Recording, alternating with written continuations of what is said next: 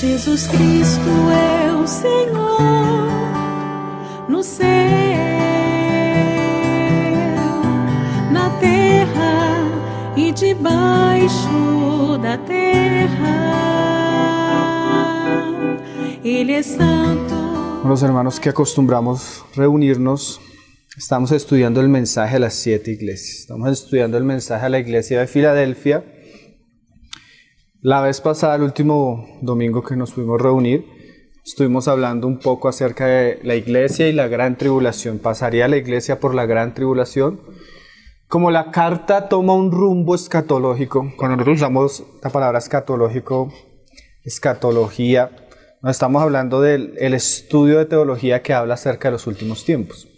Entonces tú notas que el mensaje de Filadelfia toma un rumbo así, porque el Señor comienza a hablar de su venida y ciertas cosas que van a venir, pero que el Señor va a guardar a su iglesia, pero que van a venir. Entonces yo quisiera compartir el verso 11, pero siento que la carga que tengo sobre el pasaje, sobre el verso 11, no la podría como enfatizar tanto si no pudiéramos hablar primeramente de ciertas cosas que van a suceder antes de esto. Vamos a leerlo y vamos a hablar un poco del tema que vamos a compartir. Hoy tenemos también un mensaje bastante largo porque vamos a leer muchos pasajes, porque en estos asuntos siempre queremos que sea la misma Biblia la que nos hable. ¿Amén? Entonces vamos a leer desde el 10 hasta el 11.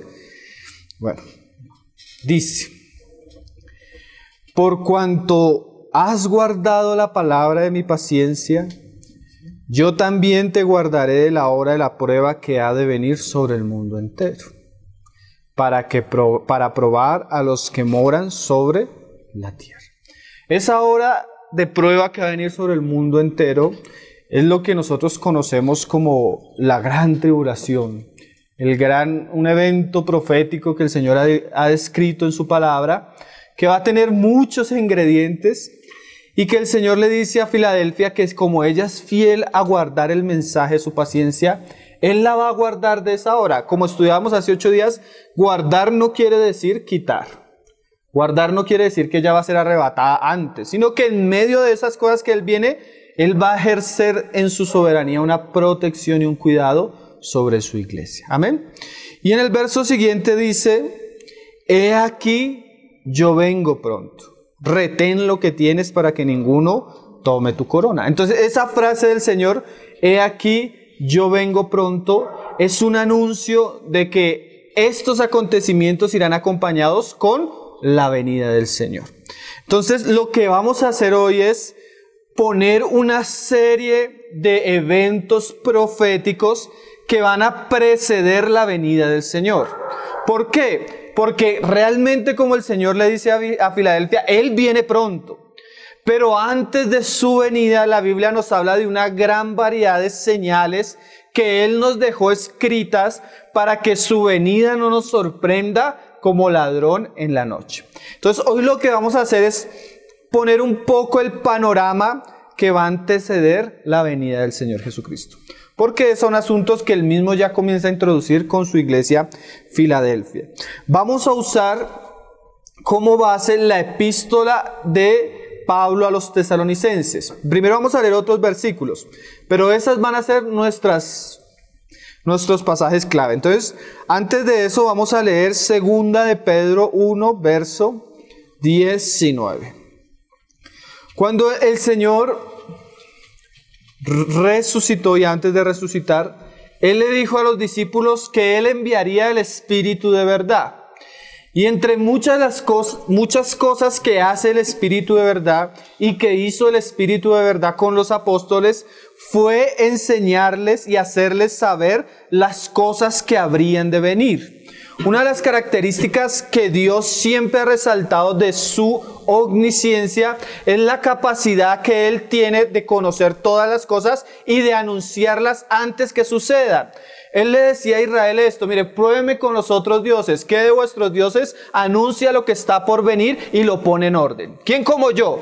Que le dice todas las cosas y así suceden. O sea, Dios ha mostrado que una de las evidencias de Él mismo como Dios y una de las evidencias de las Escrituras como palabra de Él es que las Escrituras tienen un carácter profético. ¿Qué quiere decir? Que muchas cosas se escribieron siglos antes y la historia nos ha mostrado rotundamente que la palabra tenía razón.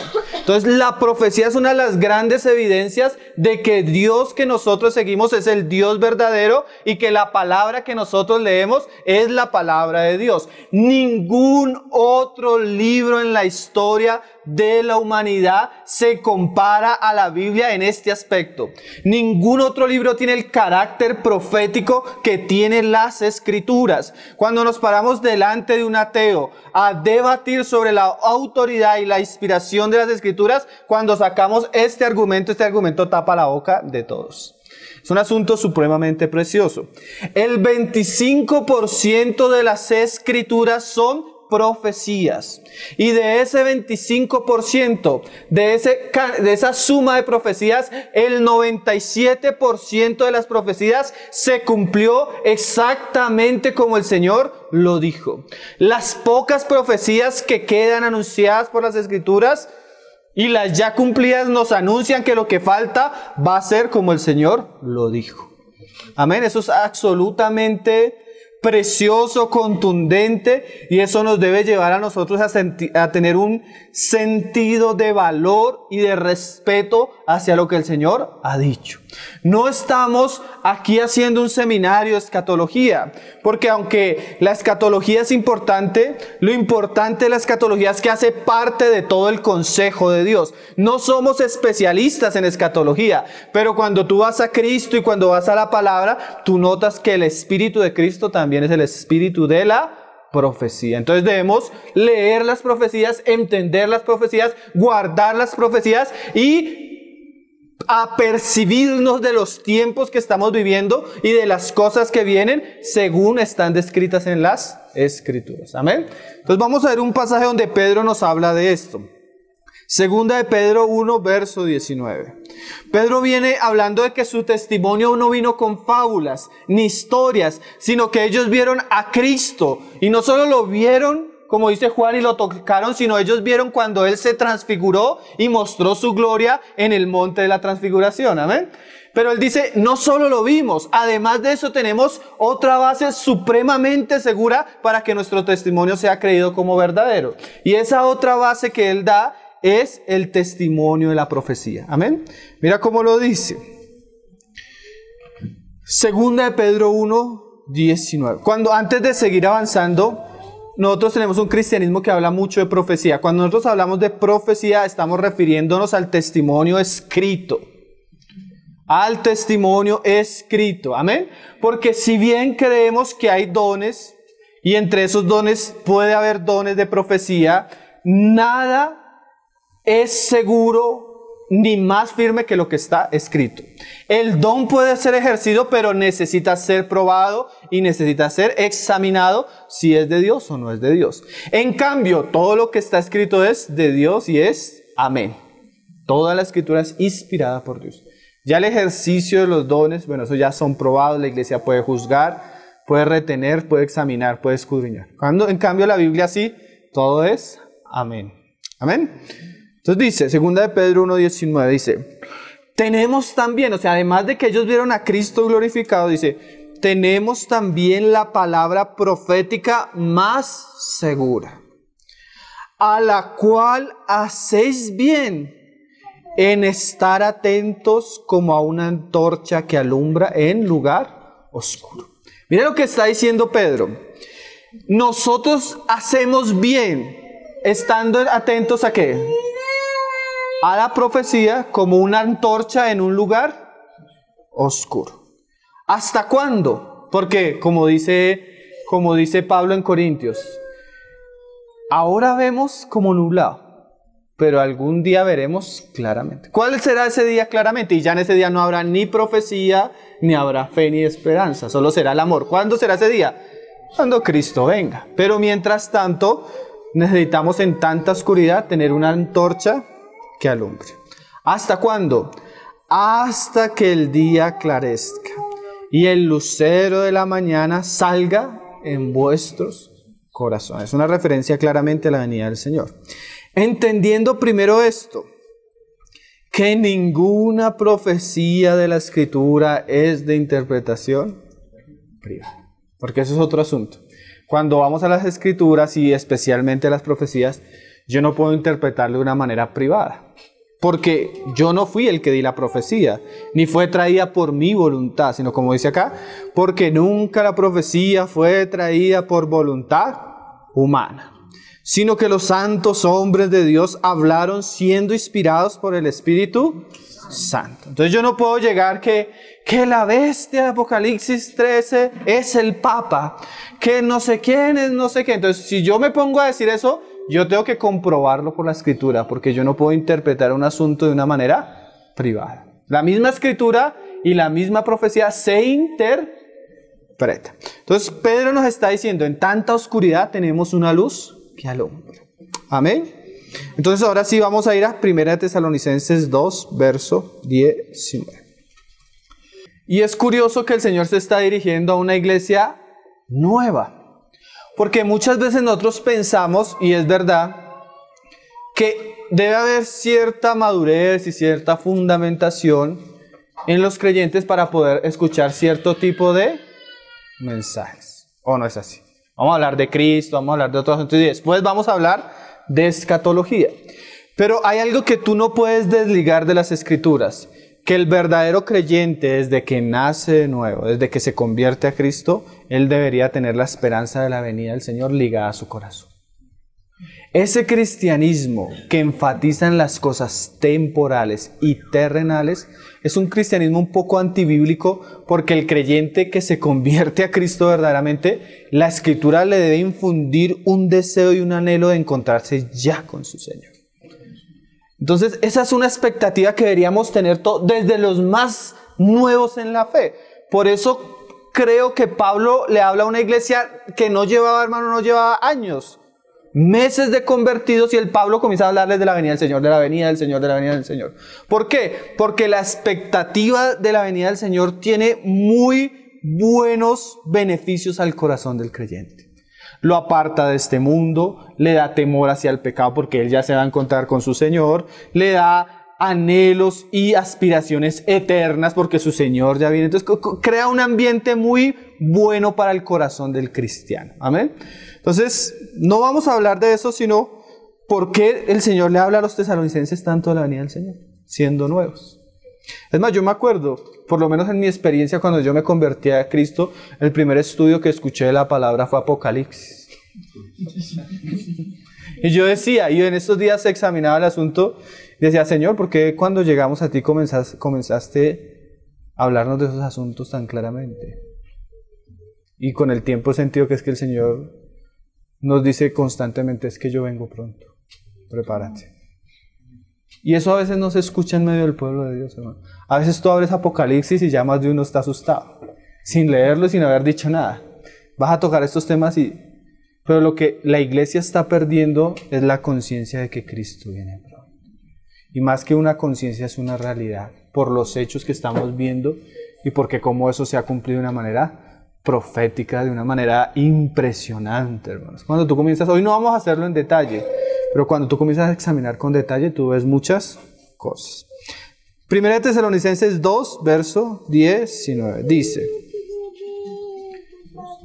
2:19 dice: porque ¿cuál es nuestra esperanza, o gozo, o corona de que me gloríe? ¿No lo sois vosotros? Porque esta era una iglesia que se había convertido y tenía un tremendo testimonio. Delante de nuestro Señor Jesucristo en su venida. O sea, ¿acaso yo no me voy a gloriar en ustedes, tesalonicenses? Ustedes son mi corona. Cuando Cristo se manifieste, comienza a hablarles de la venida. En 1 Tesalonicenses 3, verso 13, también les vuelve a hablar de la venida. Y ese es nuestro gozo y nuestra esperanza. ¿Qué es nuestro gozo y nuestra esperanza según Pablo? Que algún día el Señor va a venir y lo que hayamos hecho para Él, pues será recompensado en ese día. Amén. Pero ahora Pablo va a añadir un ingrediente. No solo ese día va a haber una gran recompensa para nosotros, sino que cuando Cristo venga, Él no va a venir solo. Él va a venir ¿con quiénes? Con sus santos. Y comenzamos a armar una serie de ingredientes que son importantes. Ahorita vamos a dar un orden de eventos, como decíamos, antes de la venida del Señor Jesús. Amén. Entonces vamos a comenzar a ver lo que dice la palabra acerca de esa venida. Mira lo que dice en el verso 3, verso 13. Para que sean afirmados vuestros corazones irreprensibles en santidad delante de Dios nuestro Padre, en la venida de nuestro Señor Jesucristo con todos sus santos. Ya comienza a hablarnos Pablo, no solo de que ese día va a haber una recompensa, sino que cuando Él viene, viene con todos sus santos. Ahora la pregunta es esta: ¿con cuáles santos viene? ¿Con los que arrebató antes de la gran tribulación? ¿Con los que pasaron por la gran tribulación? ¿Con ángeles? ¿Cuáles son esos santos? Necesitamos comenzar a responder a esas preguntas porque muchos argumentos surgen en la falta de entendimiento del asunto. Gracias al Señor, Pablo no nos deja en el aire, hermano, porque la interpretación no es privada, sino Él mismo nos va a mostrar quiénes son esos santos. Los que fueron arrebatados, los vencedores, las primicias. ¿Quiénes son esos santos? Vamos a leer. Sigamos en Tesalonicenses. Tesalonicenses 4, verso 13. Porque hay algo que uno nota en las Escrituras. Dios no quiere que ignoremos esto, hermano. Vea cómo lo dice Pablo. Tampoco queremos, hermanos, que ignoréis acerca de los que duermen. ¿Quiénes son los que duermen? Los cristianos que a través de la historia de la iglesia han muerto, han dormido. Como las vírgenes, ¿se acuerda? Estaban cabeceando y durmieron. Esos son los cristianos que está hablando Pablo. Para que no os entristezcáis como los otros que no tienen esperanza. O sea, cuando un cristiano muere, un familiar que está en la fe, claro que hay tristeza, pero no como la de los otros. Porque es que los otros no saben ni a dónde van. Pero nosotros sabemos una cosa que Pablo nos va a enseñar. Todos los que murieron en Cristo resucitarán. ¿Cuándo? En su venida. ¿Para qué? Para venir con Él. Porque acuérdense que Él viene con los santos. Y ya comenzamos a ver cuáles son los santos con los que Cristo viene. Porque si creemos que Jesús murió y resucitó, así también traerá Dios con Jesús a los que durmieron en Él. Entonces ya vamos asociando, ¿no? Cuando Cristo venga, va a suceder algo que Pablo nos va a decir. Por lo cual os decimos esto en palabra del Señor, que nosotros que vivimos, ahí nos damos cuenta por esa frase que vivimos, que los que durmieron fueron los que murieron, que habremos quedado hasta la venida del Señor, no precederemos a los que durmieron. Entonces ya mira, comienza, es bien interesante. Pablo dice, hermano, yo quiero que sepan esto, nosotros no vamos primero que los que durmieron. El orden es este: viene Cristo y en su venida ¿el que va a ser primero? Resucitar a los que durmieron.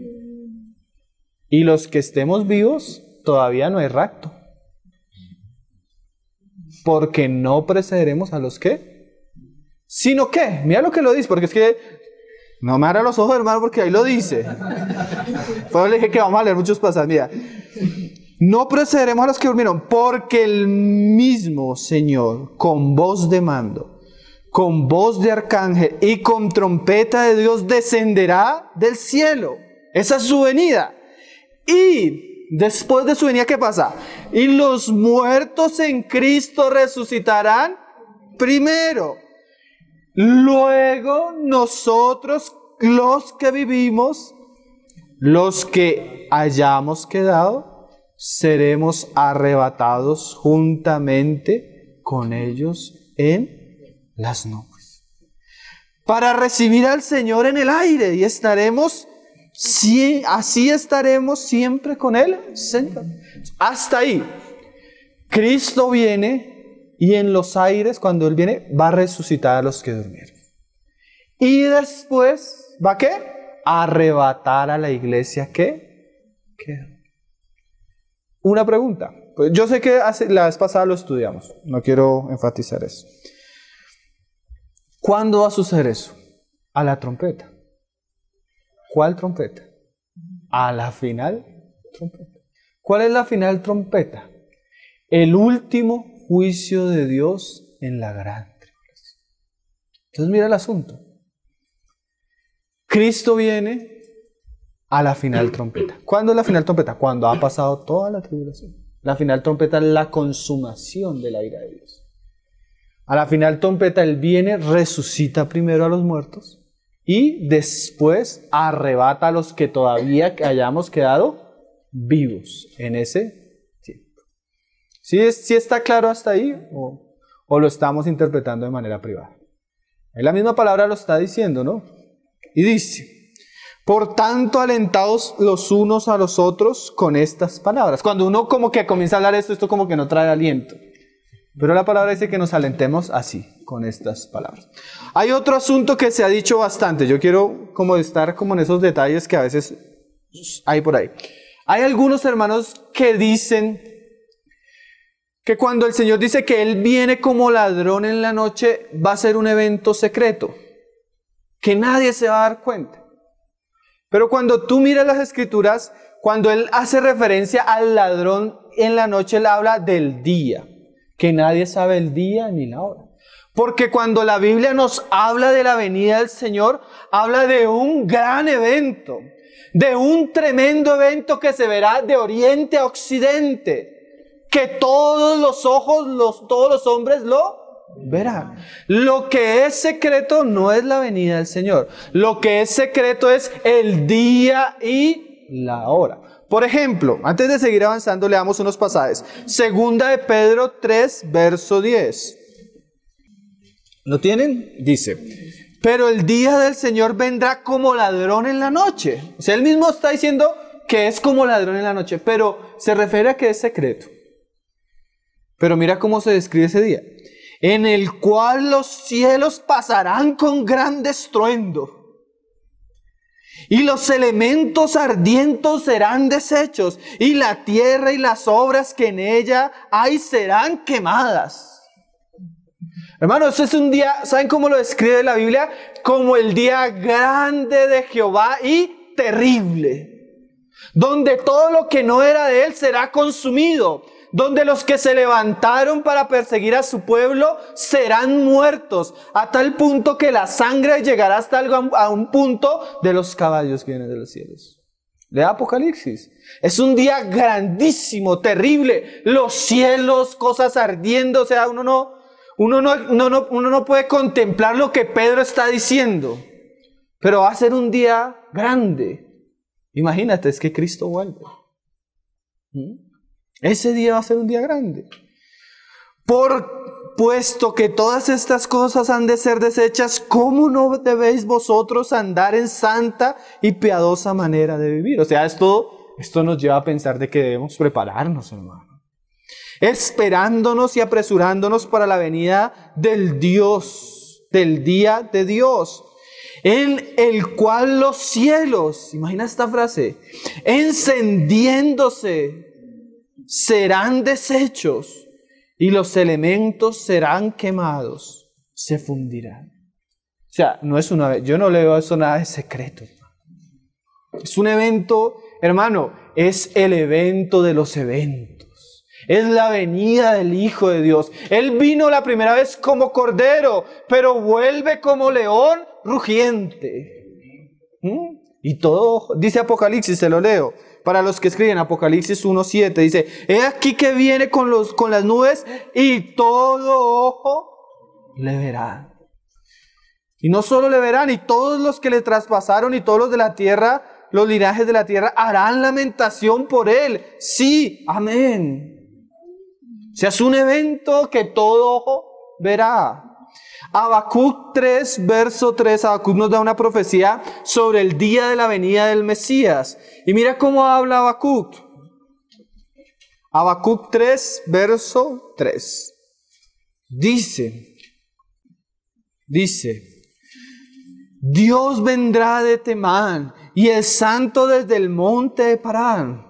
Es más, no lo citamos, pero Zacarías dice que cuando él llega al monte, hay un terremoto, Hay una cantidad de descripciones de la venida del Señor Jesucristo impresionante. Pero mira esta frase, dice, y su gloria cubrió los cielos, y la tierra se llenó de su alabanza. Porque no todos van a hacer lamentaciones, hay un pueblo que le está esperando. Y dice que se llenó de alabanza, y el resplandor fue como la luz. Rayos brillantes salían de su mano, y allí estaba escondido su poder. Es un día grande, es un día glorioso. El Señor, bueno, ahorita lo decíamos, el Señor dijo que eso sería una gran señal en el cielo del oriente a occidente. Y dice, y verán al Hijo del Hombre, Mateo 24:30, los que anotan, se lo leo nomás para que no lo busque. Y verán al Hijo del Hombre viniendo sobre las nubes con poder y gran gloria. Entonces, cuando la palabra habla de la venida del Señor, habla de un día con poder y gran gloria. Un día de estruendos, un día de juicio, un día impresionante, hermanos. Pero acuérdese, cuando Él venga, ¿qué va a suceder? Va a resucitar a los que durmieron con Cristo y después va a arrebatar a los que quedaron. Y después de eso viene a juzgar la tierra. El juicio del Señor sobre las naciones. Ahora sigamos en Tesalonicenses. Primera Tesalonicenses 5. Pues nosotros estamos en el 4:18, ahora sigamos en el 5. Dice 5:1. Pero acerca de los tiempos y de las ocasiones, no tenéis necesidad, hermanos, de que yo os escriba,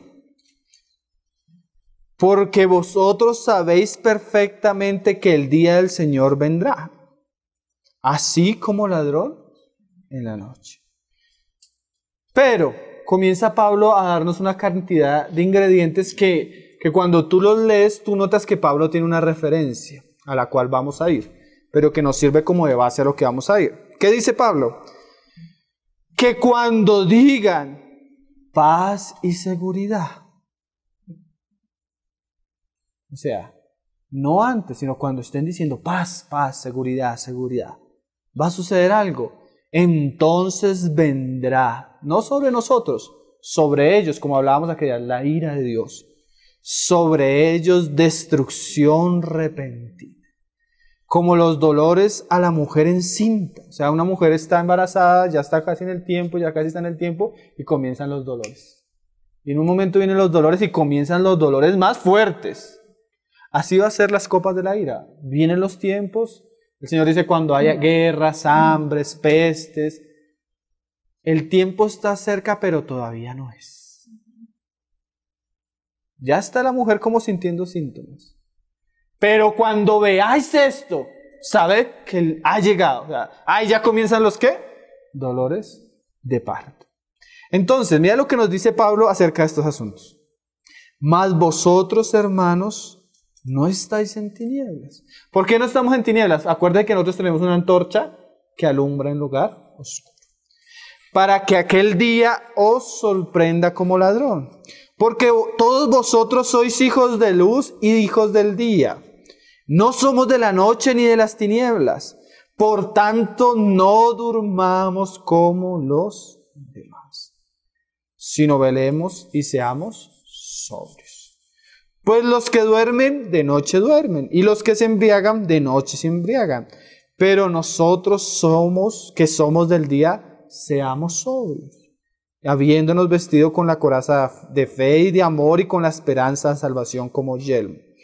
Porque no nos ha puesto Dios para ira, sino para alcanzar salvación por medio de nuestro Señor Jesucristo. Y ahora, segunda de Tesalonicenses 2, verso 1. Entonces Pablo en la primera carta les habla de ¿qué? De la venida del Señor, la venida con todos los santos, de la resurrección, del rapto y de cosas que iban a suceder antes de eso. Paz y seguridad. Ahora parece ser que hubo un ambiente en Tesalónica donde muchos hermanos comenzaron a confundirse sobre el asunto. ¿Por qué tú lo notas? Porque Pablo lo explica en la segunda epístola. Seguramente, ¿qué era?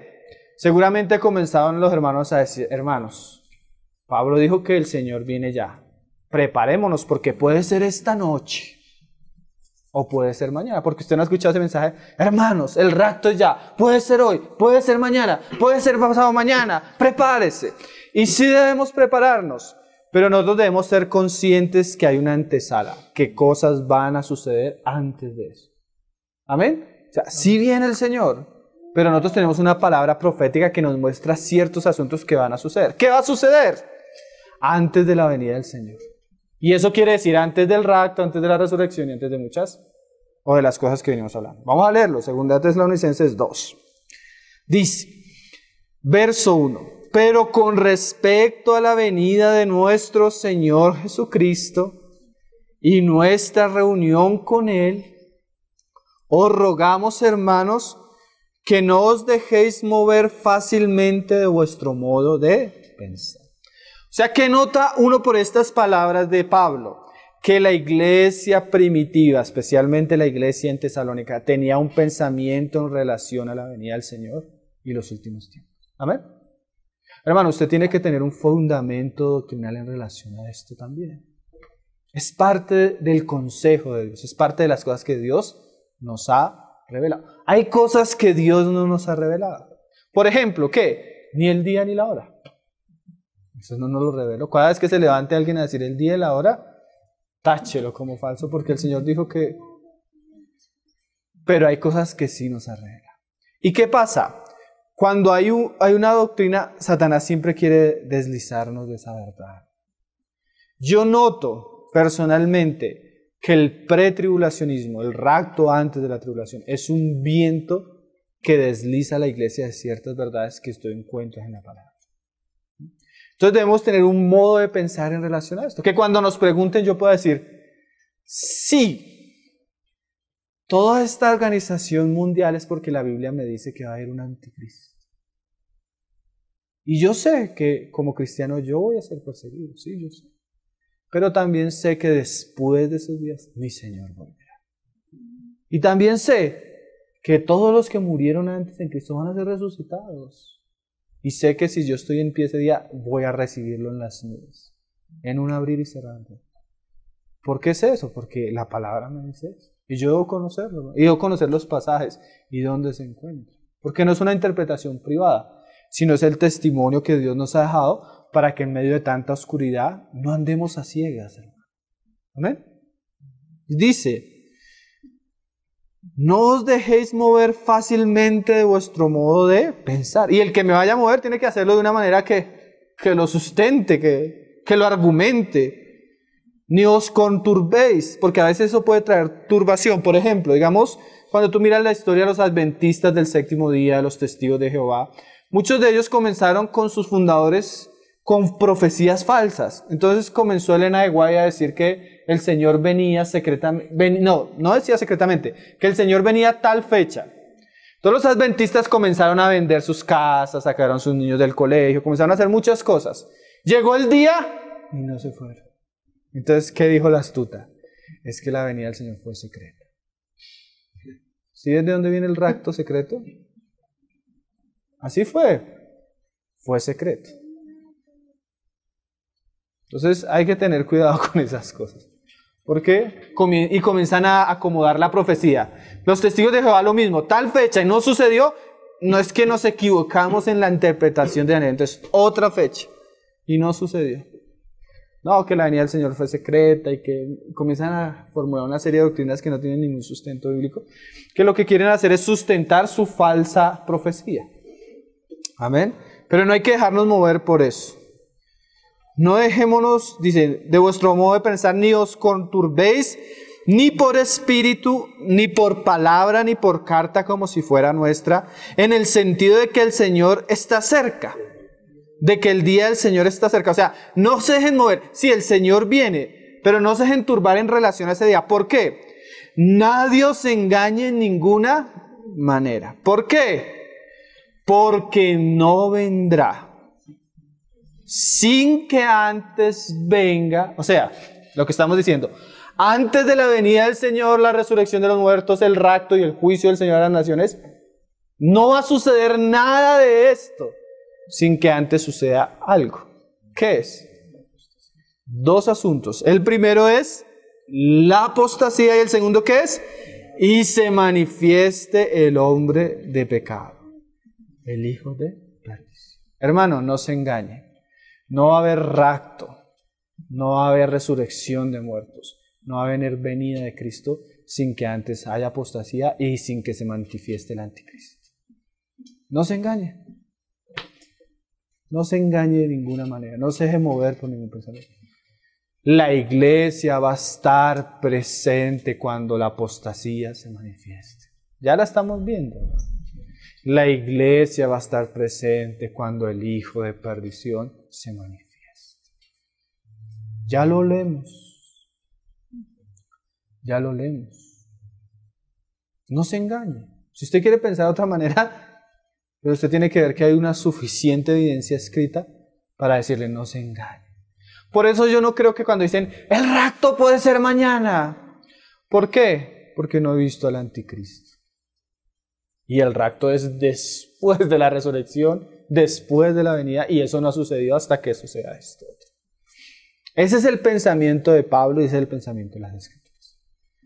No sé cómo usted quiera pensar, pero estamos dando una cantidad de eventos proféticos que van a suceder antes de la venida del Señor. Hermano, y cuando la Biblia habla del hijo de perdición, como decía Pablo anteriormente, y él va a decir paz y seguridad, pero como lo vamos a leer ahorita, y se va a enfrentar y se va a levantar en un momento a perseguir. Con el anticristo viene la gran tribulación. ¿Sí? Ahorita vamos a hablar un poco de eso. Es que hoy tenemos un súper tema, hermanos. Sino que quiero ir despacio para no confundirlos. ¿Amén? Porque yo sé que tal vez algunos ya lo conocen porque lo hemos estudiado muchas veces. Pero hay algunos que tal vez lo están escuchando por primera vez y quiero que lo tengamos bien masticadito. Dice, ¿quién es este? El anticristo. ¿Qué va a hacer el anticristo? El cual se opone. Eso es persecución. Y se levanta contra todo lo que se llama Dios o es objeto de culto. O sea, parece ser que no solo los cristianos, hermano, todo lo que es Dios. Así como digamos Hitler no solo persiguió a los cristianos, testigos de Jehová, a los homosexuales, a los negros, él persiguió de todo. Y el anticristo todo lo que se llame Dios. Y no solo eso, haciéndose pasar, o es objeto de culto. Tanto, mira lo que va a decir Pablo, que yo quiero enfatizarlo porque, hermano, esta es una de las grandes señales que da la Escritura para saber que ya estamos en esos días. Tanto que se sienta en el templo de Dios como Dios. Otra señal profética. Antes de la venida del Señor, pues va a haber apostasía, va a haber anticristo y va a haber templo. ¿En dónde? En Jerusalén. ¿Sí? ¿Por qué? Porque la Biblia dice que el personaje va a ir allá y se va a sentar allá y va a profanar ese lugar. Esa es la gran señal que el Señor le dijo a sus discípulos. Que esa es la que vamos a estudiar hoy, porque hasta ahora nos estamos introduciendo. Dice, haciéndose pasar por Dios. ¿No os acordáis que cuando yo estaba todavía con vosotros os decía esto? O sea, esa era la enseñanza de Pablo. ¿De dónde saca Pablo eso? No solo de Cristo, sino de los profetas. Vamos a leerlo. Mateo 24, verso 15. O sea, Pablo dice, hermanos, sí, el Señor viene, pero no se dejen engañar. Antes viene la apostasía, viene el anticristo. Y acuérdense, va a profanar el templo. Va a hacerse pasar por Dios. Y eso era lo que... ¿Qué está haciendo Pablo? Pablo simplemente está siendo fiel a la enseñanza de Jesucristo. Mira lo que dice Mateo 24, 15. Por tanto, el Señor está hablando de varias señales. Pero una de las señales ya inminentes de que el asunto se puso en alerta roja, ¿qué es? Cuando veáis en el lugar santo. ¿Cuál es el lugar santo? Lo que Pablo nos dice, el templo. ¿Qué? La abominación desoladora. ¿Cuál? De que habló el profeta Daniel. El Señor no entra en detalles. Pablo entra más en detalles. El Señor dice, cuando veáis la abominación desoladora. que habló Daniel. Y mira esa frase ahí entredicha. El que lea, entienda. O sea, ¿por qué el Señor no profundizó en el asunto? Porque ya en Daniel está dicho y está explicado. Y eso es lo que vamos a hacer ahorita nosotros, leer Daniel. Pero ¿qué pasa? Mira lo que dice ahí. Entonces los que estén en Judea huyan a los montes. O sea, este es el tiempo de gran persecución. Apenas ustedes vean eso, salgan. O sea que lo van a ver. ¿O no lo van a ver? Dice Pablo, no se engañe. No va a venir el Señor sin que esto suceda. ¿Sí o no es así? El que esté en la azotea no descienda para tomar algo a su casa. El que esté en el campo no vuelva atrás para tomar su capa. Ay, más hay de las que están encintas y de las que crían en aquellos días. Orad pues que vuestro día no sea en invierno ni en día de reposo. ¿Por qué?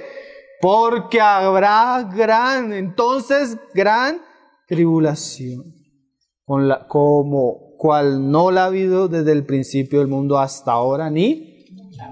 Entonces mire, si usted va sumando, sume.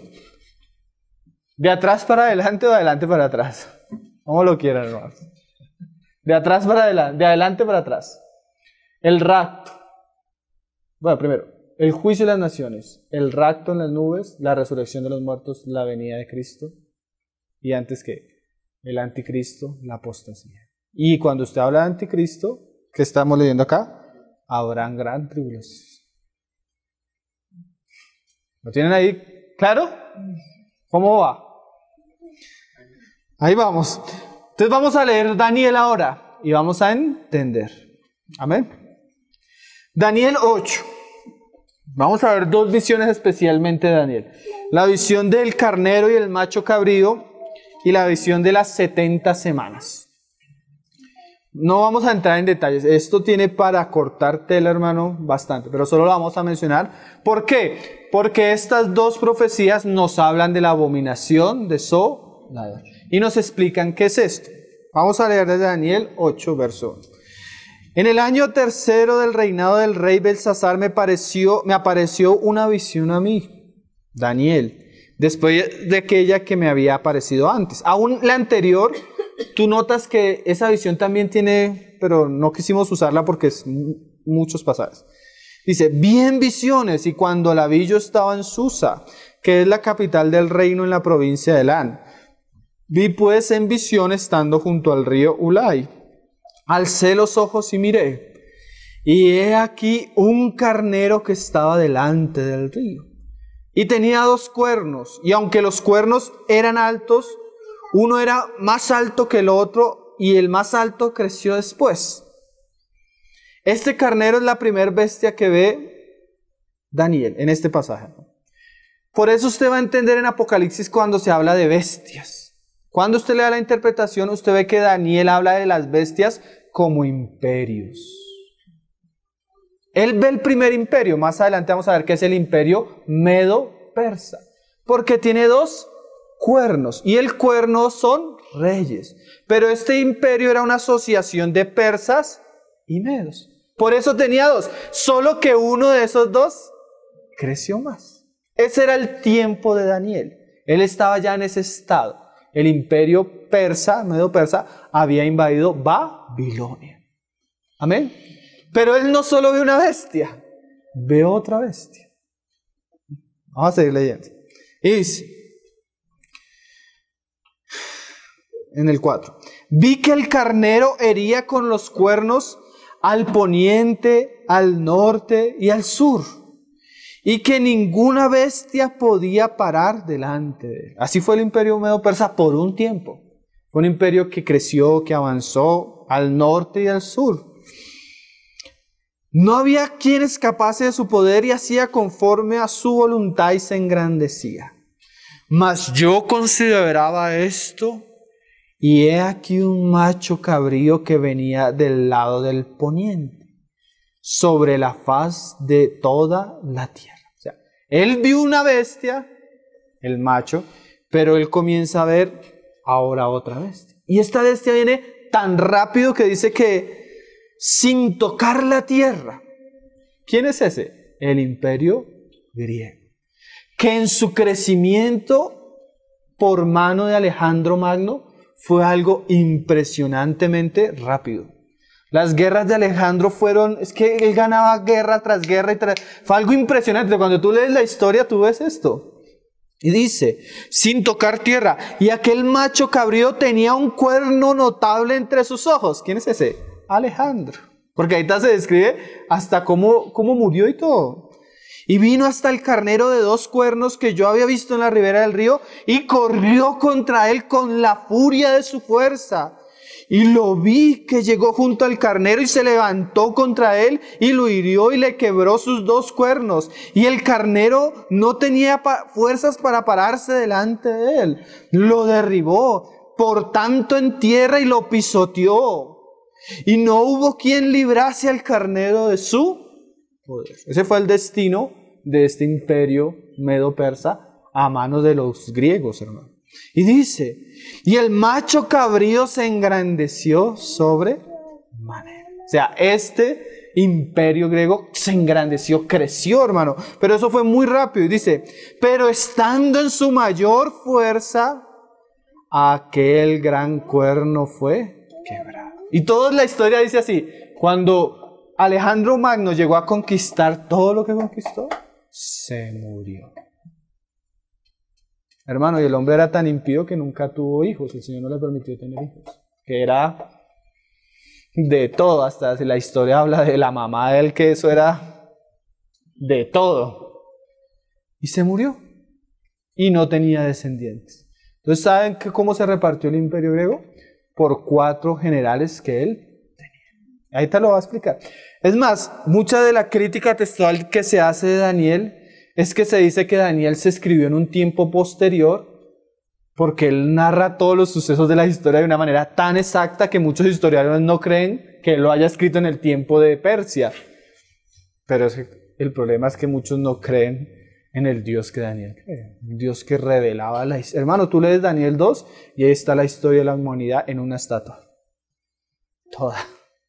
Los libros de historia están resumidos ahí en una estatua. ¿Sí? Porque Dios habla de la profecía y se cumple tal como Él lo dijo. Entonces mira lo que pasó. Aquel gran cuerno fue quebrado y en su lugar salieron otros 4 cuernos. Las 4 dinastías de los generales de Alejandro Magno. Notables hacia los 4 vientos del cielo. O sea, esas fueron las 4 dinastías que a él más adelante lo explica. Y de uno de ellos salió un cuerno pequeño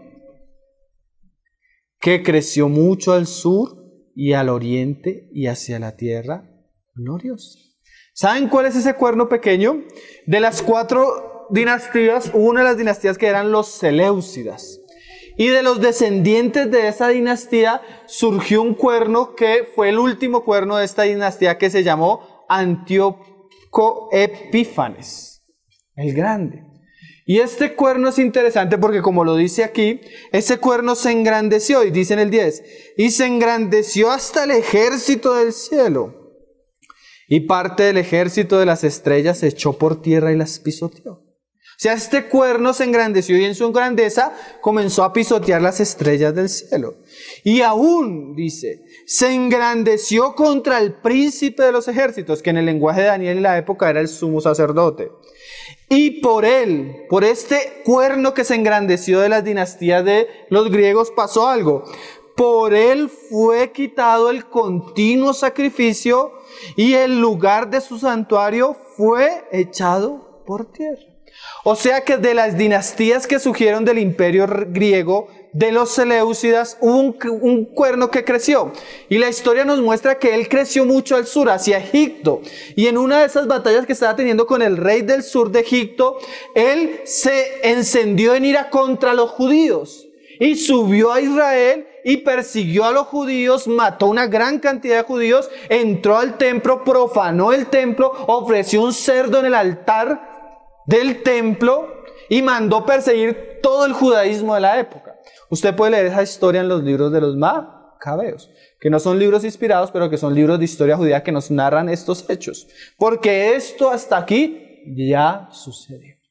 Lo misterioso es que el Señor dice que eso que sucedió que Daniel describe acá, que sucedió en la época de los macabeos, va a volver a suceder. ¿Por qué? Porque Dios usa esa manera para enseñarnos a nosotros de muchas veces. Por ejemplo, digamos, Cristo había de ser entregado por sus hermanos.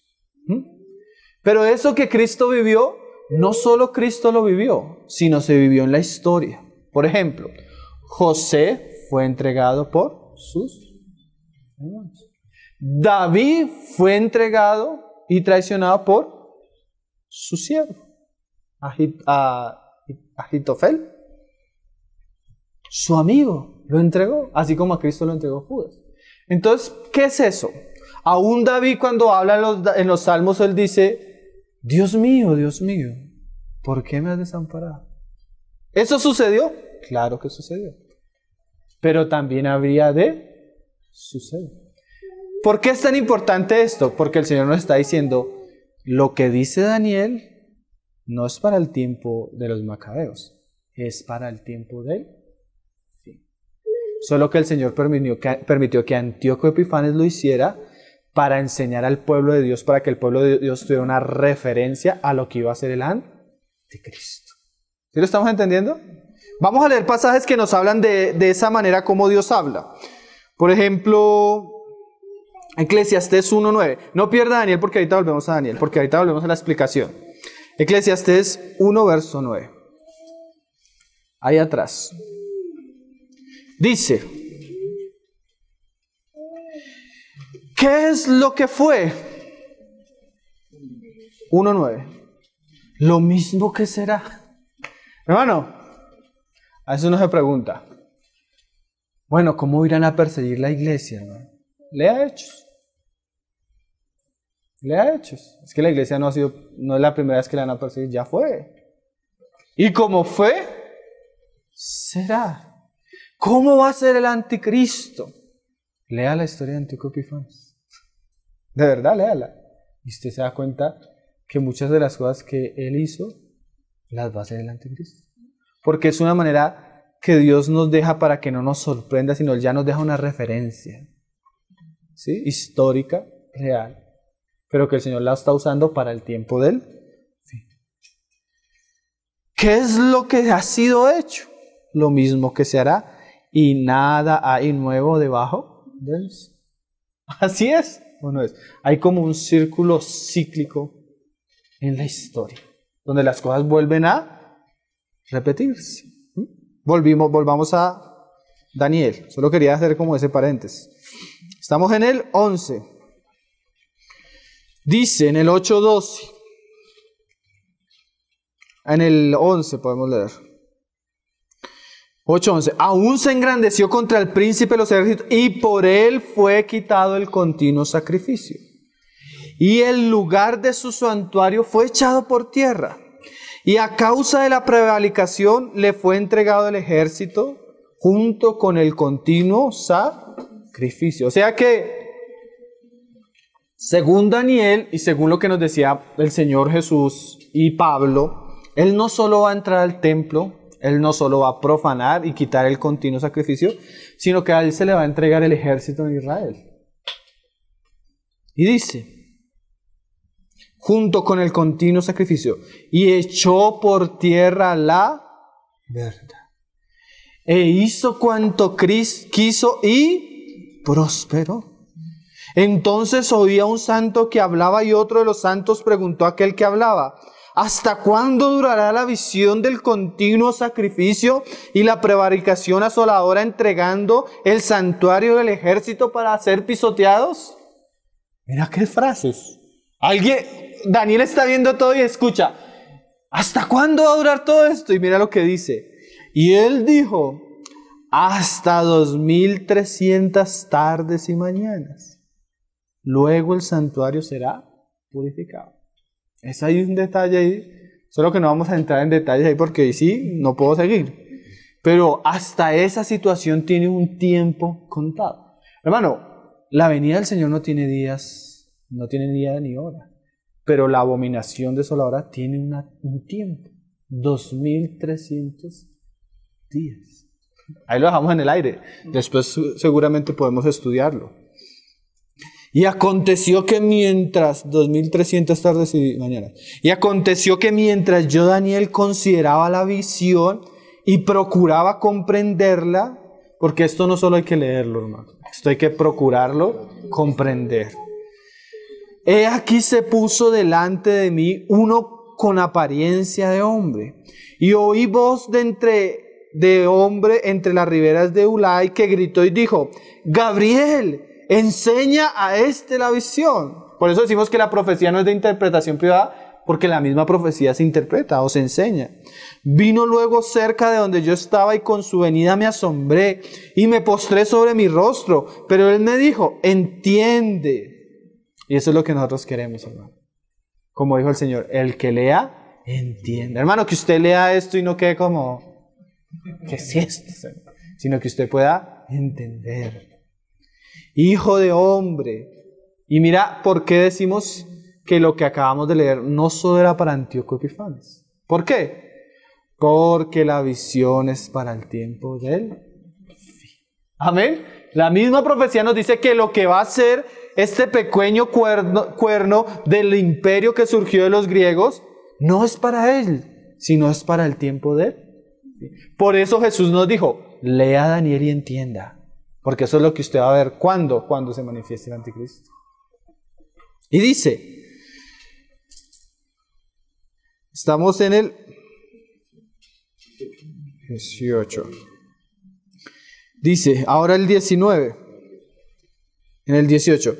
Mientras él hablaba conmigo, caí dormido en tierra sobre mi rostro y él me tocó y me hizo estar en pie. Y dijo: he aquí, yo te enseñaré lo que ha de venir al fin de la ira, porque eso es para el tiempo del fin. ¿Sí ve?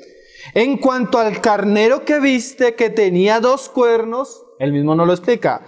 Estos son los reyes de Media y Persia. El macho cabrío es el rey de Grecia, y el cuerno grande que tenía en sus ojos, entre sus ojos, es el primer rey, Alejandro. Y en cuanto al cuerno que fue quebrado y sucedieron 4 en su lugar, significa que 4 reinos se levantarán de esta nación. O sea, los descendientes o las dinastías de los generales de Alejandro, aunque no con la fuerza de él. Y al fin del reinado de estos, o sea, después de estos, cuando los transgresores lleguen al colmo. ¿Qué es eso? Los últimos tiempos. Porque la ira de Dios es porque los hombres están llegando ¿a dónde? Al colmo, hermano. No es porque sí, no es porque... Es porque hay un colmo. Entonces, ¿qué pasa? Cuando se llegue al colmo, se levantará un rey altivo de rostro. O sea, una persona orgullosa. Mire, comience a leer el perfil del anticristo. Tremendo, la Biblia nos describe hasta el perfil del personaje. Hay una prédica muy buena, el hermano Lleno, que se llama El perfil del anticristo. Y dice, y entendido en enigmas, y su poder se fortalecerá, mas no con su fuerza propia. Ya comienza a mostrarnos algo interesante. El anticristo no va a ser como Alejandro Magno, hermano. No va a ser un gran conquistador ni un gran guerrero. La fuerza de su imperio no va a surgir de él mismo. ¿Saben cómo lo describe otros pasajes en Daniel y en Apocalipsis? Que antes de él va a surgir un imperio de 10 cuernos, que va a surgir por alianzas. ¿Sí? Un imperio que no va a surgir por guerra, sino por acuerdos. Como nosotros hoy ya hablamos, tratados mundiales. Y estos que están haciendo todos estos acuerdos mundiales y generando un panorama y una aldea global de unidad, ¿sí? Gobierno mundial, tienen una intención, dice Apocalipsis, que su intención es entregarle el poder a la bestia. O sea, cuando el imperio mundial esté listo, ellos van a poner al anticristo. Por eso se habla hoy tanto de New World Order, ¿sí? El nuevo orden mundial. Todo eso está caminando ¿a qué? a la preparación del gobierno sobre el cual el anticristo será puesto. Esos son los días que nosotros estamos viviendo, hermano. Esos son los tratados de Lisboa, esos son los acuerdos del clima, ¿sí? Eso es todo lo que estamos viendo hoy en día. No por su propia fuerza. Hay otros pasajes donde se habla más de esto. Y dice, y causará grandes ruinas. Uno a veces piensa que, digamos, lo que pasó hace poco de la primavera árabe fueron los musulmanes. No, hermano. Hay personas encima, hermano, que a través de la economía y de guerras civiles quiebran países, porque tienen intenciones en esos lugares. Y cuando usted comienza a estudiar Daniel, usted se da cuenta que el anticristo tiene lugares donde va a ir porque hay riquezas. Dice, Libia, Siria, Egipto. Y precisamente son los países que ahorita están quebrados. Nosotros estamos viendo un tiempo que no es muy lejano a esto, hermanos. Deje de ver novelas y deje de ver fútbol, porque está sucediendo algo a nivel mundial mucho más serio para nosotros. Dice en el 24, y causará grandes ruinas y prosperará y hará arbitrariamente y destruirá a los fuertes. ¿Usted lo ha pensado un poco en la quiebra de España, de Grecia? Esas cosas no son casualidad, hermano. Esas cosas, eso es lo que la Biblia llama el misterio de la iniquidad, preparando el terreno para el gobierno del anticristo. ¿Qué se mueve a través? Porque nosotros a veces cuando hablamos del anticristo pensamos en un personaje, no sé, religioso, como... Pero la Biblia nos habla de su poder económico. No comerán, sino tienen la marca. O sea, él va a manejar la economía mundial. Y cuando tú tienes la economía, tienes el poder político. Y también va a haber un asunto religioso, porque él va a buscar que se le adore. Pero todo comienza por lo económico. Que es algo que ya se ve como saliendo. Y destruirá a los fuertes. Ay, pero ya hay otra cosa. Y al pueblo de los sabios. Con su sagacidad hará prosperar el engaño en su mano. Y en su corazón se engrandecerá. O sea, el primero no va a ir al templo a que el asunto sucede primero en el corazón. Es tremendo que el Señor nos describa cómo el personaje se desvía en algún momento. Así habla la escritura de Satanás. Perfecto eras en todos tus caminos, hasta que se halló en ti maldad. O sea, hubo un momento donde el hombre donde el ser angelical se torció. Y así el anticristo seguramente surge, y en un momento se engrandece. El espíritu de Lucifer, la soberbia. Y sin aviso, esta es una frase importante, hermano. Y sin aviso destruirá a muchos. Cuando nosotros hablamos de tratados de paz, de seguridad, eso en cualquier momento, hermano, la persecución viene sin aviso. Así sucedió con Hitler. Hay una noche que es muy recordada en Alemania, que los judíos estaban tranquilos, comiendo, la noche los cristales rotos. Y en una noche cuando ellos no lo esperaban, llegaron a sacarlos de sus casas, los robaron, los mataron. En una noche. Y ellos no quisieron salir de Alemania porque les decían, salgan de Alemania. Este hombre no gusta a ustedes. Pero tenían tanto dinero, tantos bienes, sus empresas, que no fueron capaces de salir. Que eso es lo mismo que le pasó a la mujer de Lot. Tenía tantas cosas en Sodoma y Gomorra que no estuvo lista a salir. Por eso el Señor dice, cuando vea estas cosas, huid y no piense ni en la capa. No se devuelva.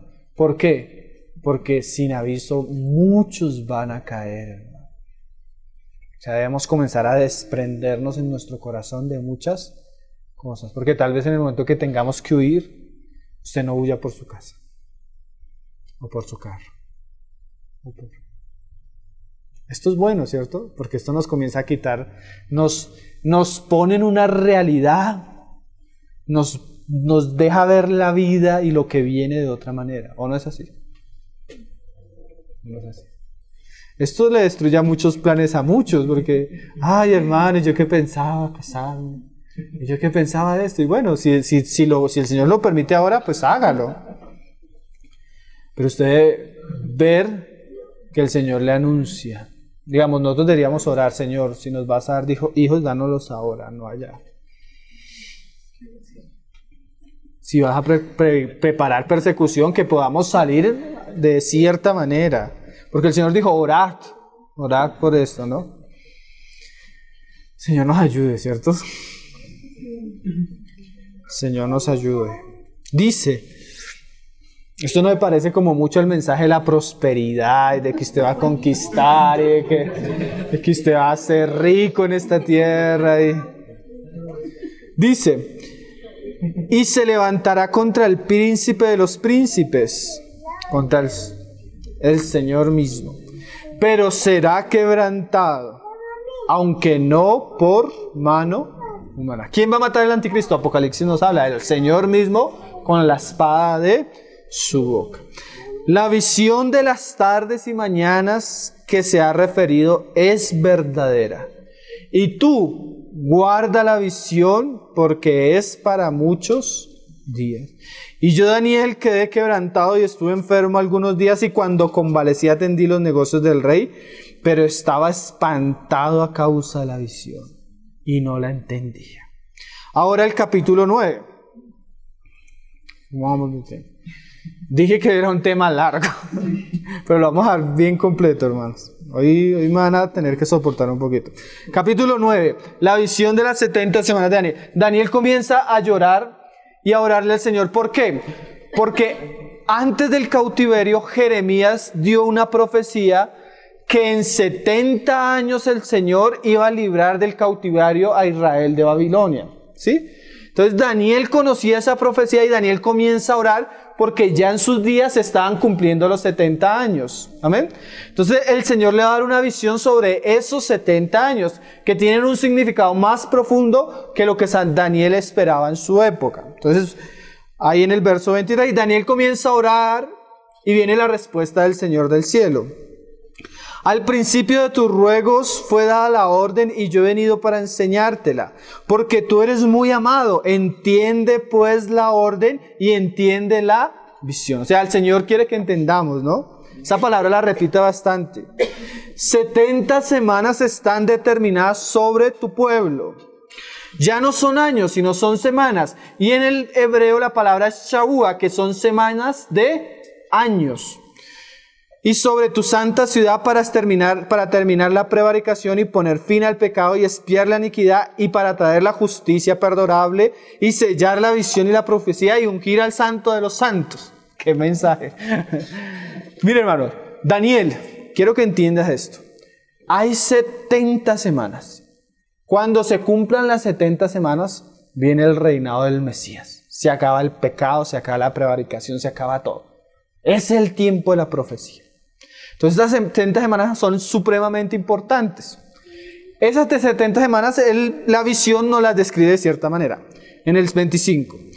Sabe pues y entiende que desde la salida de la orden para restaurar y edificar a Jerusalén hasta el Mesías príncipe, habrá 7 semanas y 62 semanas.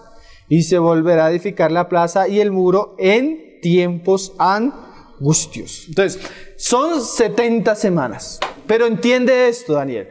Desde que se dé la orden de reedificar Jerusalén hasta la venida del Mesías príncipe hay 69 semanas. ¿Qué es el asunto? Ahí se sigue explicando. Dice: y después de las 62 semanas se quitará la vida al Mesías, mas no por sí. Y el pueblo de un príncipe que ha de venir destruirá la ciudad y el santuario, y su fin será con inundación, y hasta el fin de la guerra durarán las devastaciones. Entonces, vamos a entender lo de las semanas de Daniel. Son 70, pero hay 69 semanas para algo y queda una semana restante. 69 semanas que se dividen en dos partes. La primera semana, que es la restauración de Jerusalén, de la ciudad, y 62 semanas hasta la venida del Mesías príncipe. La orden de la restauración de Jerusalén no la da, yo no la voy a buscar, eso ya está escrito y en muchas partes, no la da el rey Artajerjes en el año 445 a.C. Nehemías 2, verso 1 al 8 da esa cifra.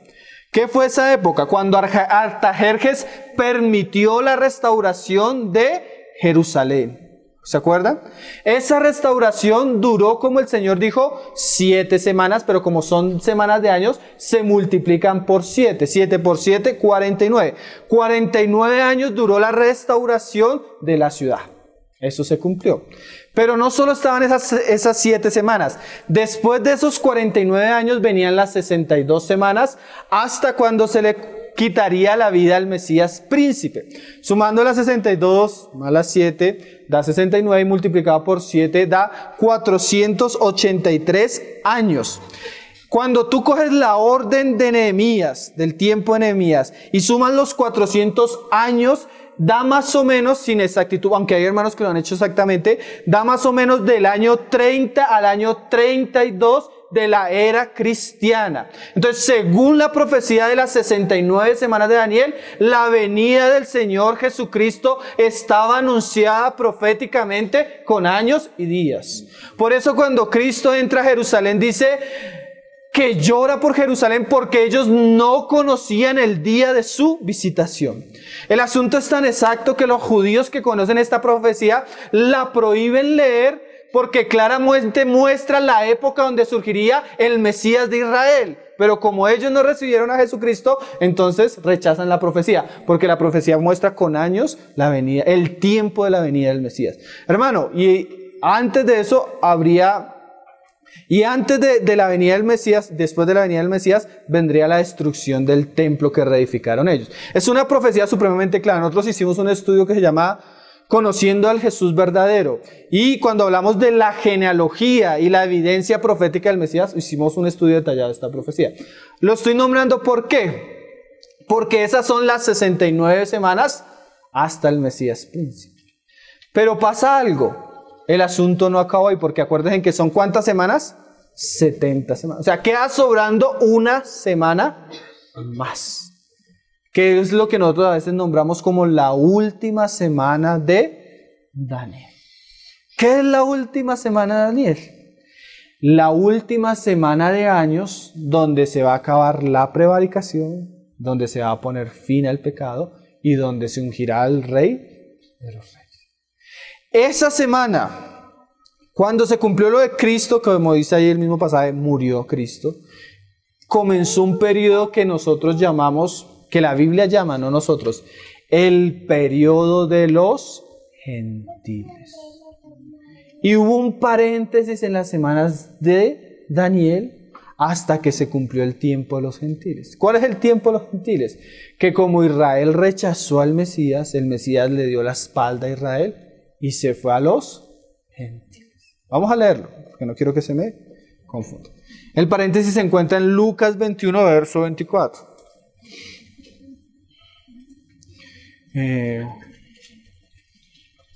Estos datos y estas cifras, estas multiplicaciones están en el libro del hermano Gino Roma, en la profecía de Daniel está señales de los tiempos. Ahí y hay otros hermanos que tienen los datos con días. Yo dije una fecha aproximada, pero hay hermanos que lo han dicho exactamente. Hay estudios muy buenos de eso. Dice Lucas 21, 24. ¿Qué pasó después del Mesías príncipe? Cuando ellos siguieron al Señor. Al año 67 vino la invasión de Roma. ¿Sí? La guerra de Roma con los judíos. Flavio Josefo nos habla de eso. Y en ese tiempo el Señor había dicho unas profecías para esos días también, que es la que vamos a leer ahí en el 21-24.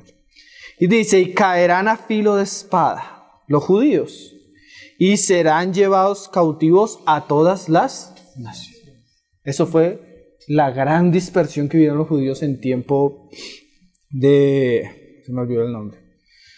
No, en tiempo de... Ay, se me fue el nombre. Ahorita me acuerdo tal vez. Eso fue en el año 70. Esta fue la primera. La esparción por toda la tierra. Y dice, y Jerusalén será hollada por los gentiles. ¿Hasta cuándo? Hasta que los tiempos de los gentiles se cumplan.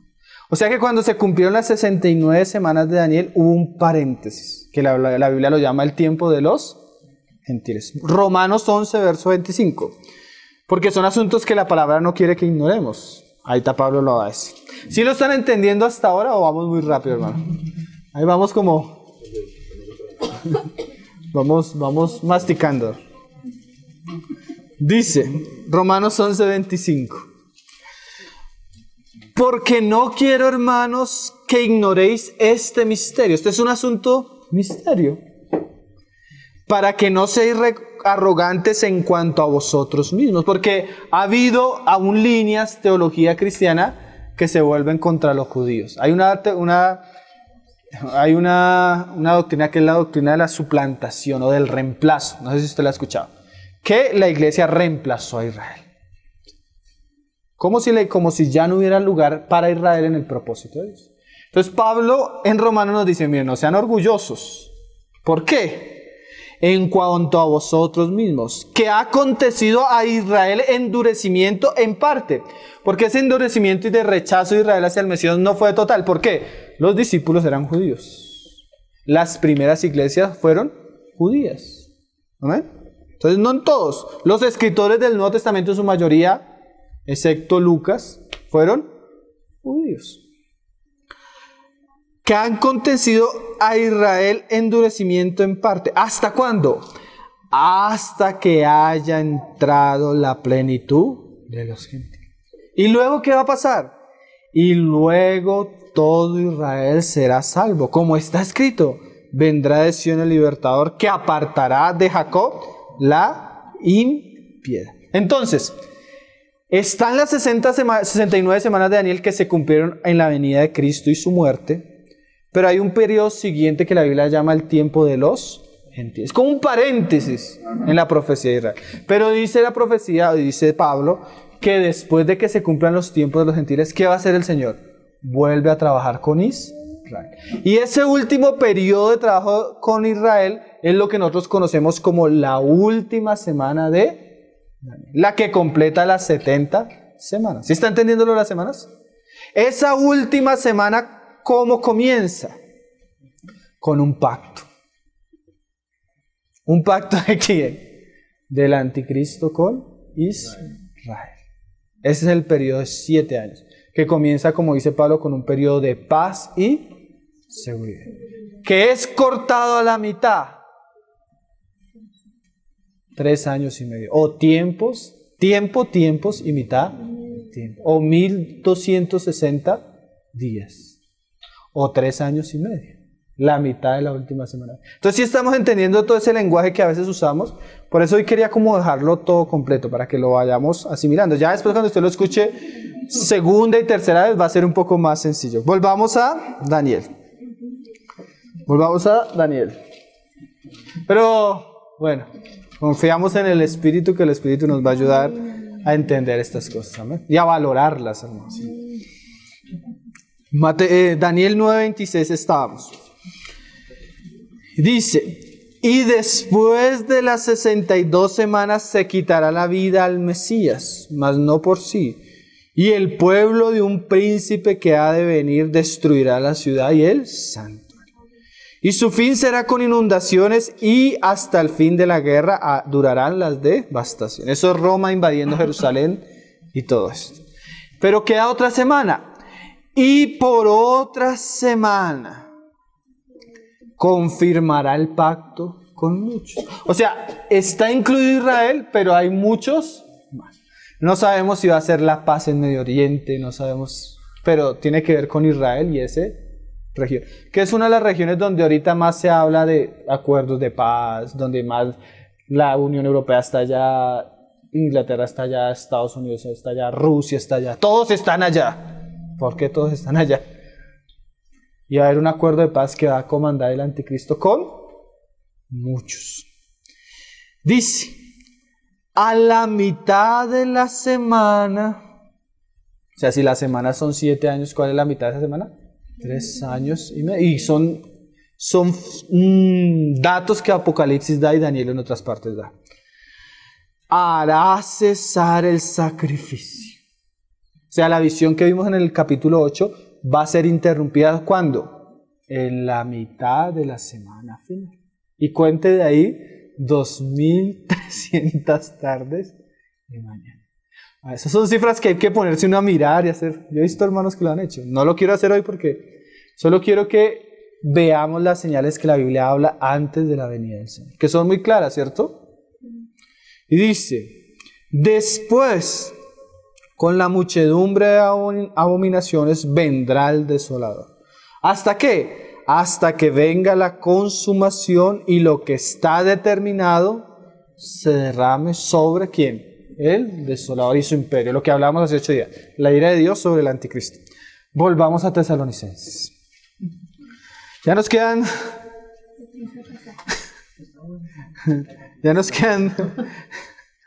2 pasajes largos. Segunda de Tesalonicenses. Es que toda esta vuelta que nos dimos era el paréntesis de Daniel, de Pablo, porque Pablo dice, hermanos, cuando vean paz y seguridad, se viene. Entonces, ¿qué es lo que estamos viendo? Que el anticristo a mitad de las últimas semanas de Daniel va a romper el pacto y ahí es donde él se viene. Y dice, segunda de Tesalonicenses 2:4. Ahí nos habíamos quedado, ¿no? Y dice, el cual se opone y se levanta contra todo lo que se llama Dios o es objeto de culto, tanto que se sienta en el templo de Dios como Dios, haciéndose pasar por Dios. Ahora el 5.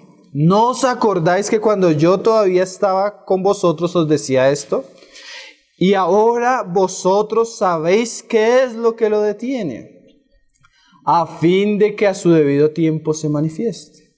Porque ya está en acción el misterio de la iniquidad, solo que hay a quien al tiempo presente lo detiene, hasta que él a su vez se ha quitado de él. Esa es una frase bien interesante, hermano.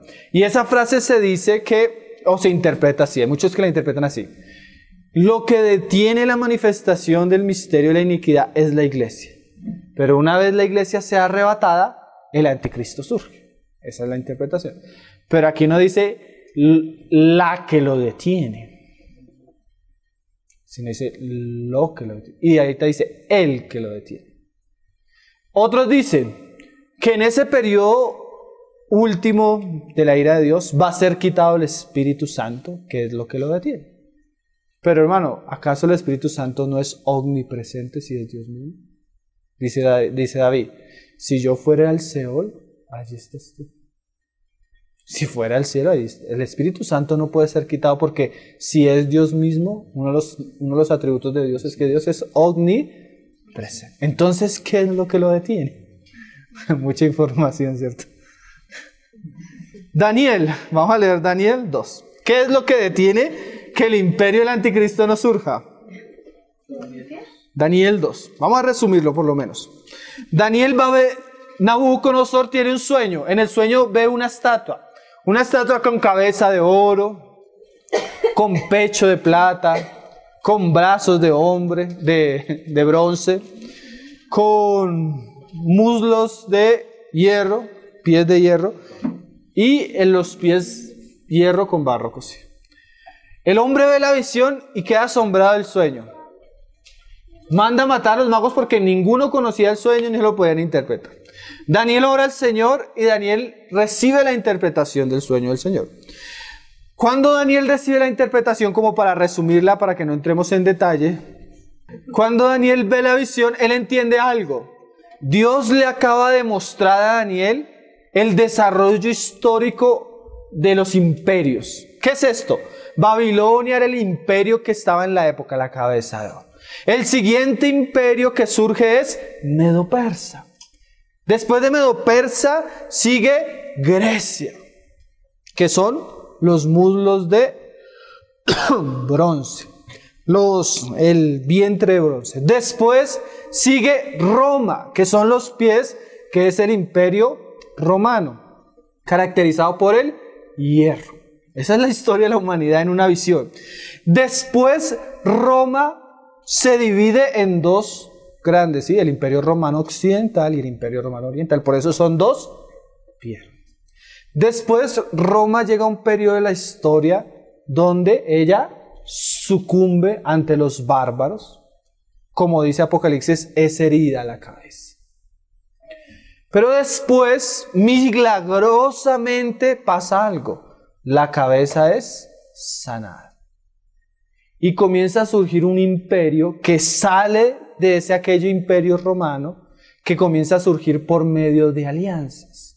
Ese imperio descrito ahí en Daniel 2, de alianzas humanas, es como lo han llamado la restauración del imperio romano o la Unión Europea.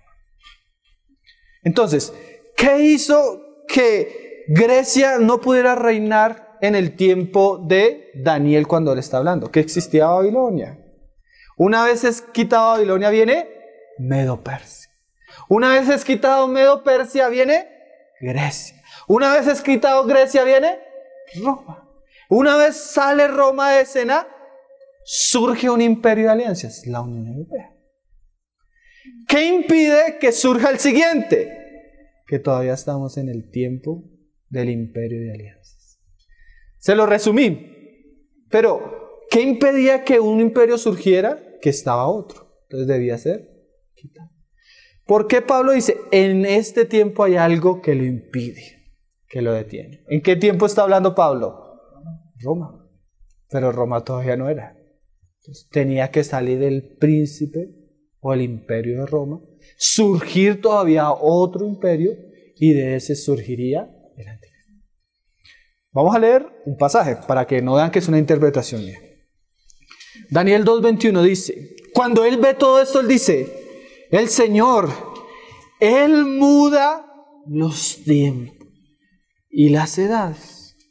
Y saben que cada tiempo y cada edad está caracterizado por los reyes de la época. Quita reyes y pone reyes. Porque para que un rey surja, el que está puesto tenía que ser quitado. Entonces, según lo que estamos viendo aquí en Daniel, ¿qué hacía que, como lo vimos en la visión de Daniel 8, que no surgiera el imperio griego? Que había otra bestia todavía con dos cuernos por ahí. Pero una vez vino Grecia, la otra. Entonces, lo que no ha permitido que el anticristo surja es que probablemente estamos en el tiempo de otro imperio todavía. En el tiempo de Pablo era Roma. En el tiempo de nosotros, la gran potencia mundial es la Unión Europea. Y cuando tú lo estudias, nosotros tenemos una serie de Daniel donde estudiamos. La cuna del imperio del anticristo se llama la enseñanza. Tú comienzas a estudiar cómo se formó la Unión Europea y es bastante interesante. Terminamos en Apocalipsis 17. Esta visión nos va a servir para ver esto. Esta visión nos va a servir para ver esa sucesión de reyes. Amén.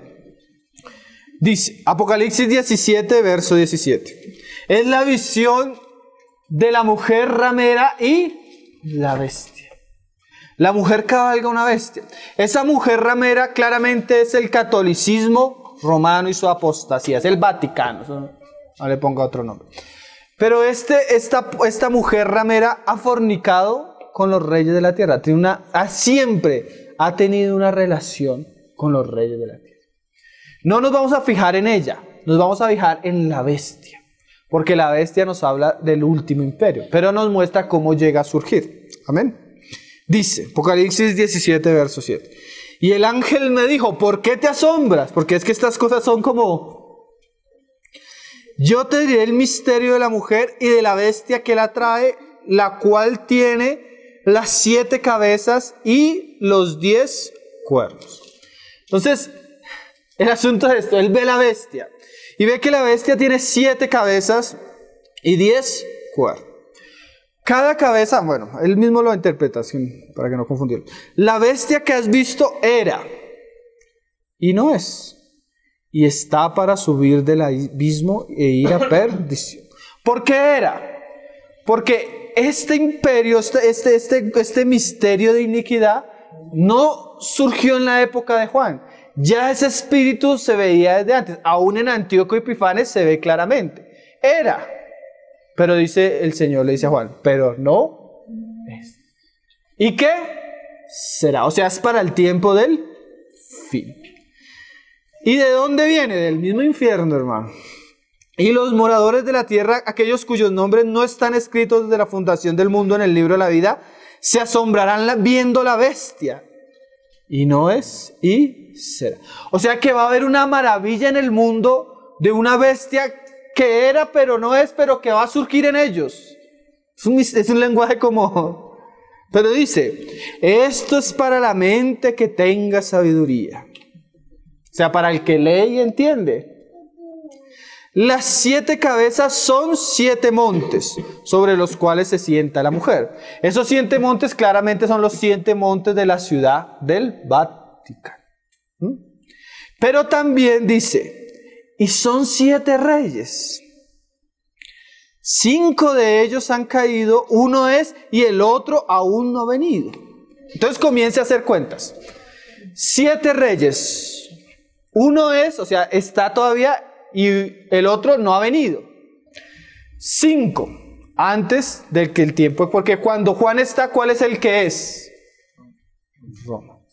Exactamente, Roma. Entonces Juan no mira como Daniel. La profecía de Daniel comienza desde Babilonia, porque era el tiempo que hacia adelante. Juan no, Juan está en Roma y mira hacia atrás. Y cuando Juan mira hacia atrás, ve 5 reyes que han caído. Entonces, a los que habíamos contado ahorita tenemos que añadirles 2, que son cabezas del imperio del gobierno de Satanás a través de la historia de los hombres. ¿Cuál es el primero? El gran imperio, Egipto. ¿Cuál es el siguiente? Asiria. Y ya después entramos en la época de Daniel. Babilonia, Medo-Persia y Grecia. 5 han caído. Uno es Roma. ¿Pero qué dice el pasaje? Pero ese no es. ¿Sí? ¿Por qué? Porque Roma también habría de caer. ¿Y quién iba a surgir? El Imperio Romano revivido, o lo que nosotros llamamos la Unión Europea. Dice ahí. Dice, y el otro aún no ha venido. ¿Cuál es el otro? El de Alianzas Humanas, la Unión Europea. Y cuando venga, mira esta frase, hermano. ¿Es necesario que dure breve?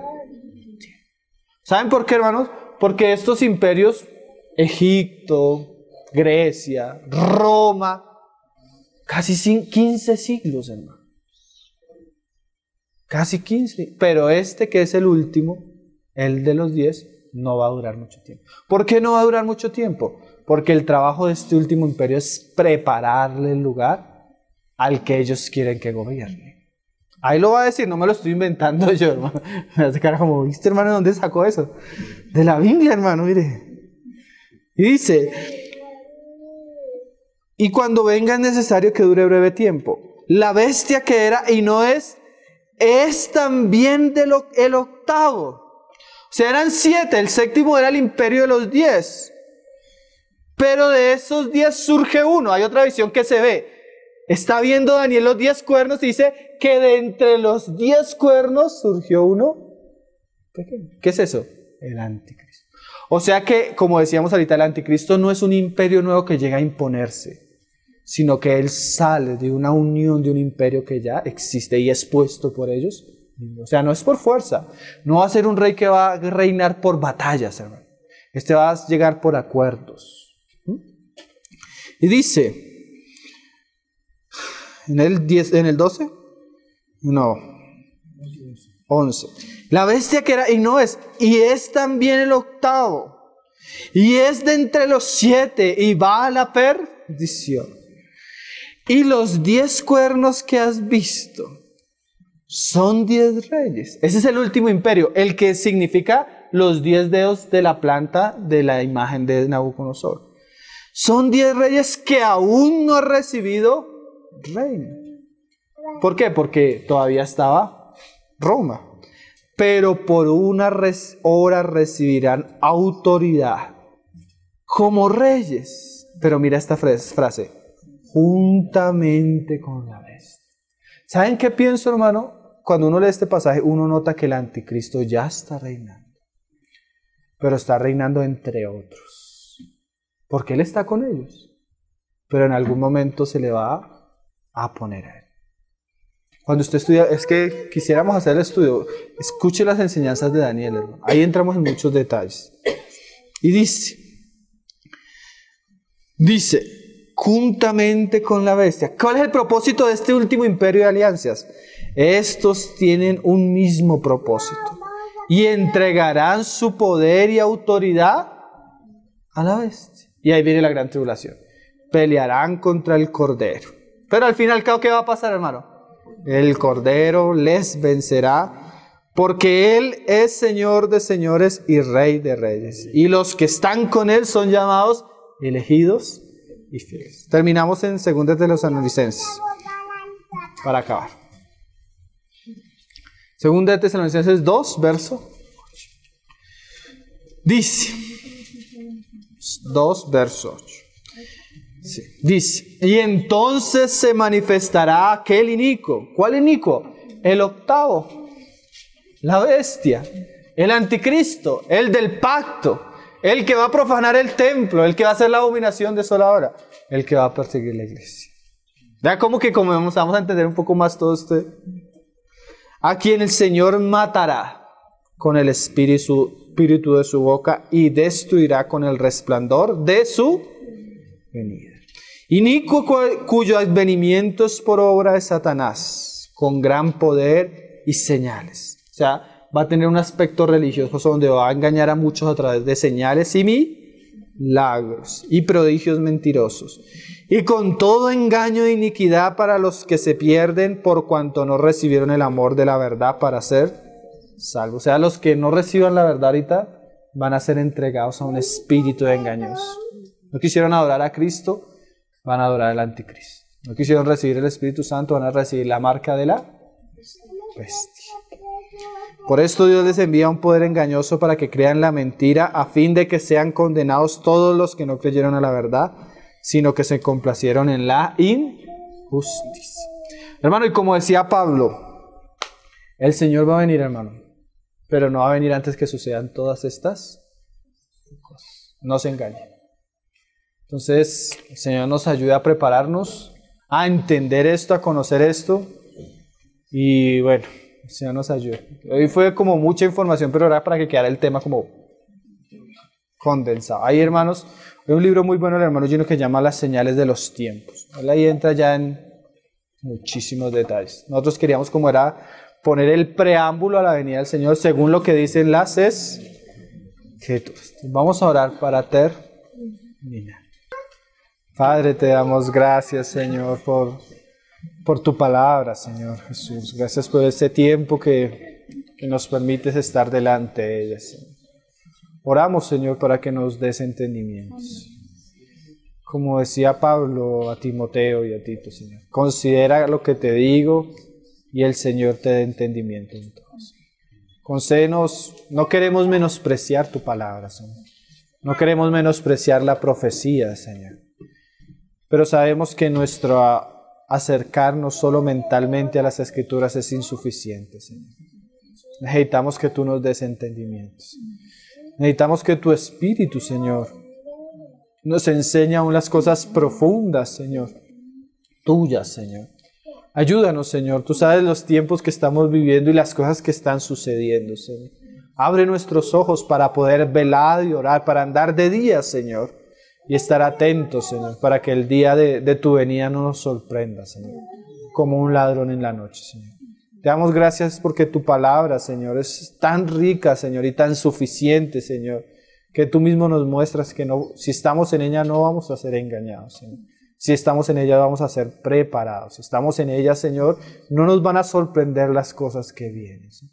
Te damos gracias porque cuando vemos todo esto, como tú decías, lo que vemos cerca es el día de nuestra redención, Señor. Si bien han de suceder muchas cosas, Señor, lo grande y maravilloso es que tú vendrás, Señor. Concédenos vivir bajo esta perspectiva, Señor. Concédenos desear y amar tu venida, Señor. Y santificarnos como aquellos que tienen esa esperanza, Señor. Bendice tu palabra, úsala, prospérala, Señor. Y que llegue a muchos, Señor. Que dé entendimiento a muchos, Señor, pues esa era tu voluntad.